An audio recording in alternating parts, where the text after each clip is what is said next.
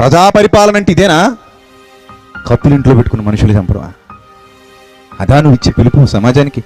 ఏమంటే ఆయనకు ఓట్లేసిన వాళ్ళందరూ ఒక మతం వారైనా చెప్పండి. ఆయా మతాల వాళ్ళందరూ ఓట్లేస్తేనే కదండి ప్రజానాయకుడు అయ్యాడు. ఒక మతం వారే ఓట్లేస్తే గెలుస్తారా చెప్పండి? ఓట్లకు వచ్చినప్పుడేమో అందరూ నా వాళ్ళే. మరి ఓట్లేసి గెలిపించిన తర్వాత కత్తులు ఇంట్లో పెట్టుకోమని చెప్పడం ఏంటండి? ఆయన తప్పు కదండి. మీరు కత్తులు ఇంట్లో పెట్టుకోండి. కత్తులు ఇంట్లో పెట్టుకుని పని వచ్చినప్పుడు బయటికి తెచ్చే ఏంటి పని? సాటి కుటుంబాన్ని చంపేయడమా? అమాయక కుటుంబాన్ని చంపేయడం. అందులో పసిపిల్లలు ఉంటారు.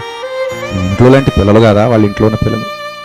నీ భార్య లాంటిది కదా అవతలి వాడి భార్య? నీ భర్త లాంటి వాడు కదా అవతలి వాడి భర్త?